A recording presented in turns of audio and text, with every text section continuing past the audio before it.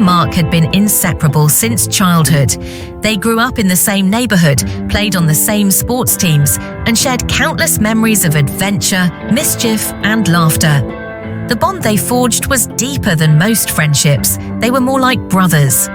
In high school, they swore that nothing would ever come between them. They did everything together, from studying for exams to dating girls, and even shared dreams of growing old as neighbors with their families.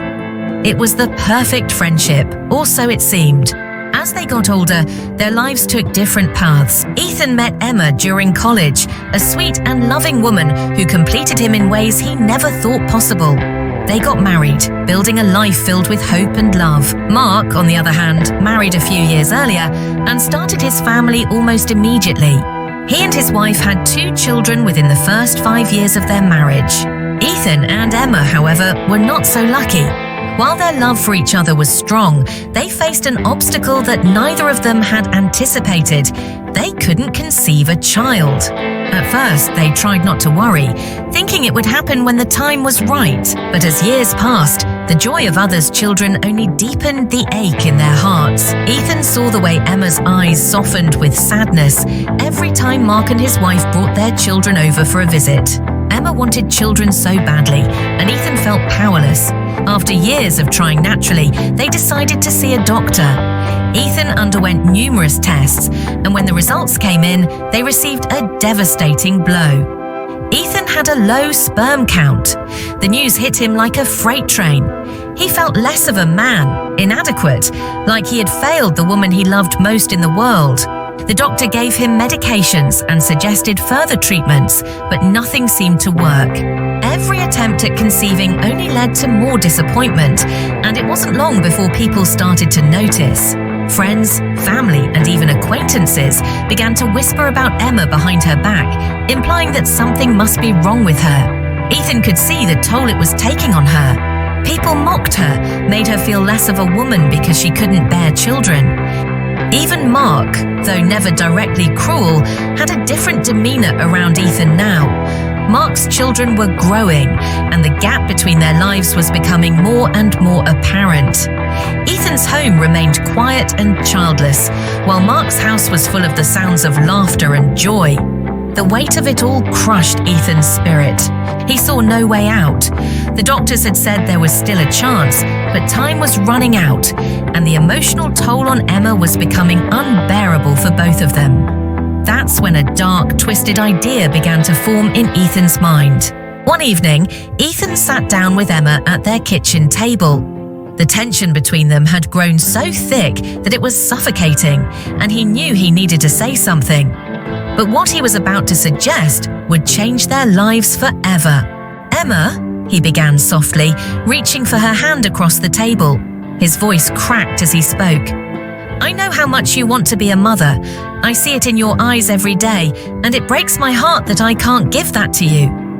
Emma looked at him, her eyes filled with both love and sorrow. "Ethan, it's not your fault. We'll figure something out. We always do." But Ethan shook his head, tears brimming in his eyes. "We've tried everything, the treatments, the doctors, nothing has worked, and I can't stand to see you suffer anymore." There was a long pause as Ethan gathered his courage to say what he had been thinking for weeks. "There's another way," he finally said, his voice barely above a whisper. Emma frowned, confused. "What do you mean?" Ethan looked down, unable to meet her gaze. His heart pounded as he prepared to say the unthinkable. "Mark, he has children. He's healthy and he could help us." Emma's face paled as she began to understand what he was implying. "Ethan, are you saying you want me to sleep with Mark?" Ethan nodded, ashamed. "It wouldn't mean anything, Emma. Just once. No one would ever have to know. I love you, and I just want you to be happy.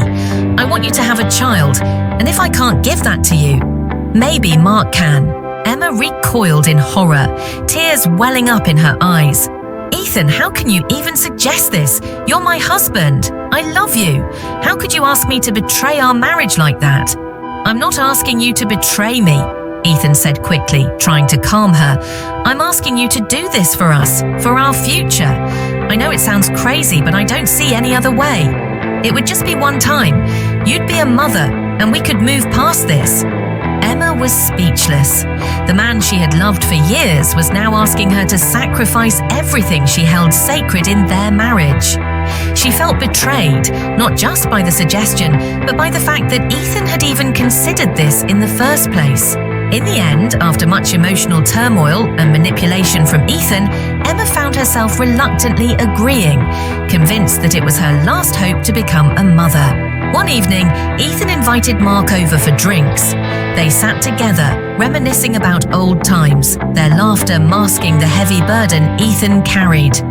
After a few rounds of whiskey, Ethan leaned in, his voice low and full of anxiety.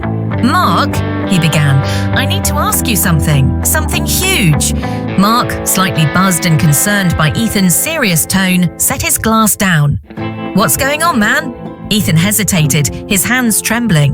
"It's about Emma. You know how we've been struggling to have a child, right?" Mark nodded, sympathetic. "Yeah, I know. It's tough, but there's still hope, isn't there?" Ethan sighed, shaking his head. "We've tried everything and nothing's worked.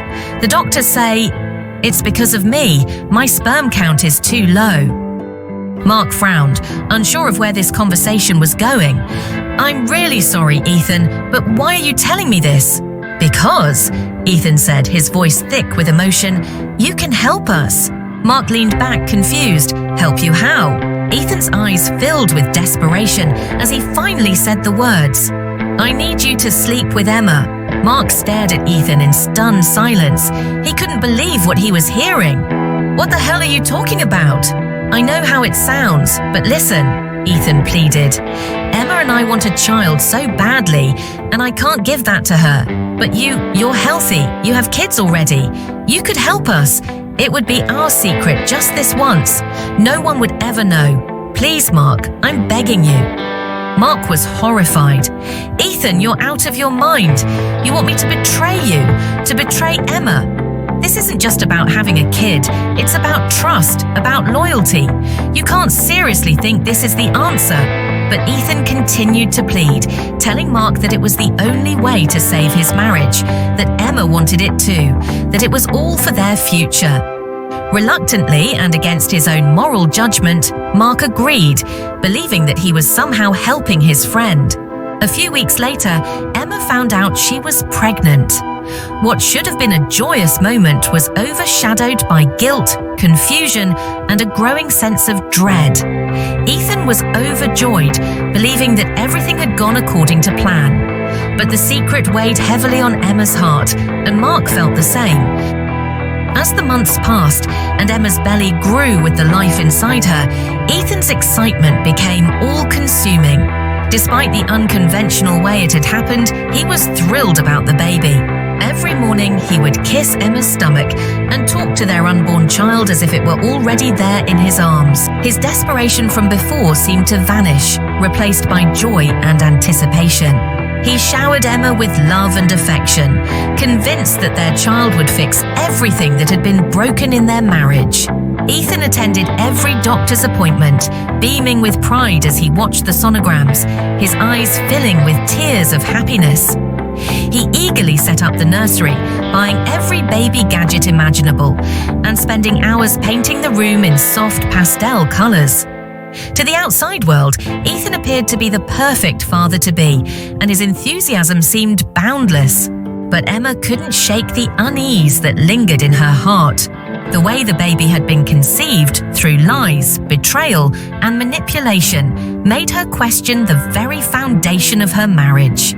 She had tried to push those feelings aside, focusing on the life she was carrying, but the guilt gnawed at her. Every time Ethan touched her belly, a part of her flinched, and she couldn't help but think about Mark, the true biological father of the baby. When the baby was finally born, a healthy baby boy, Ethan was over the moon. He cradled the child in his arms, tears streaming down his face as he whispered, "You're my son. You're everything I ever wanted." At first, Ethan was the model father. He doted on the baby, staying up late to rock him to sleep, changing diapers, and marveling at every little coo or giggle.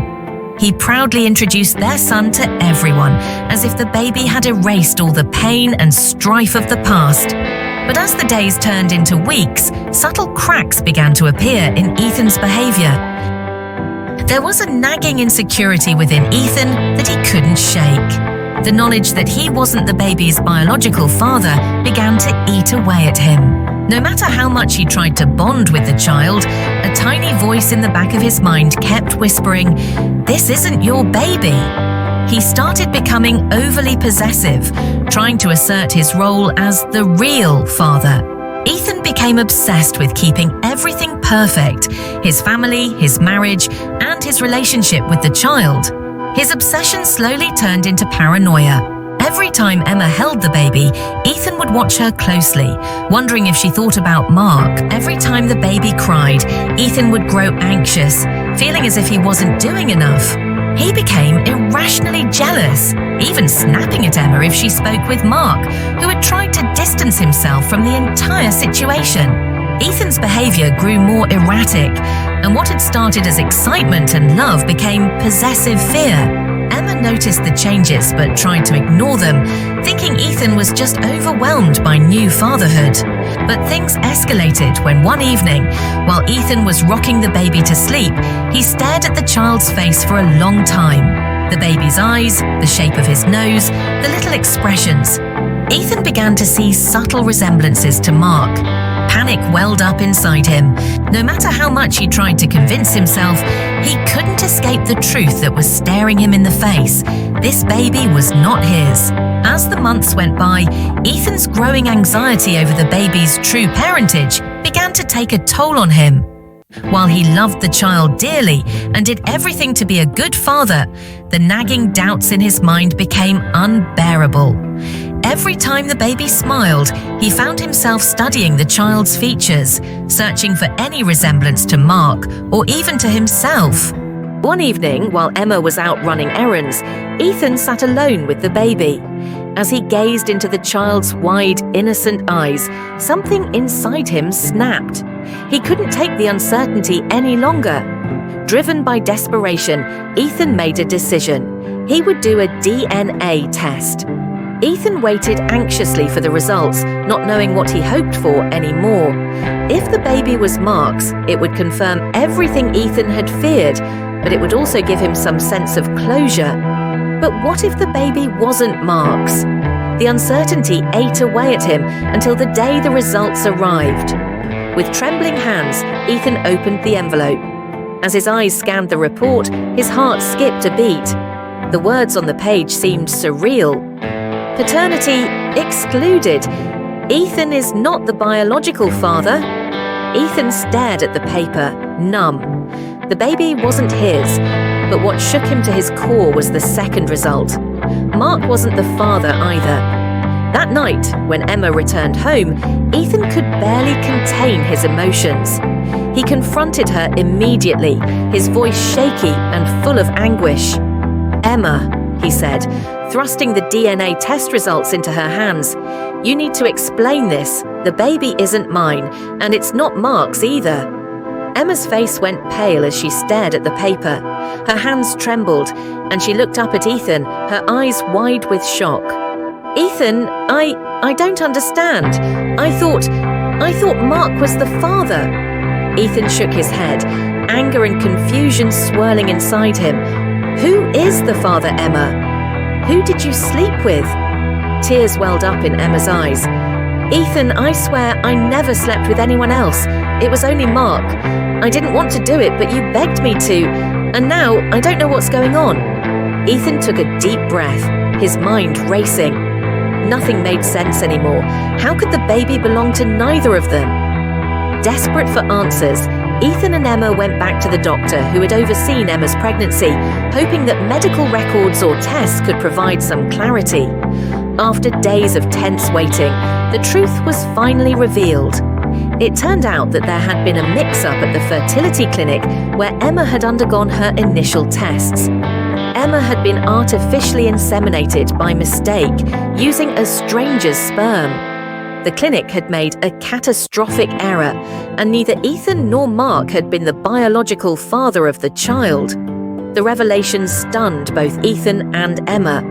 The baby they had been raising with love and care wasn't biologically connected to either of them. All the lies, the manipulations, and the guilt that had haunted their marriage had been for nothing. They were the victims of a tragic medical mishap.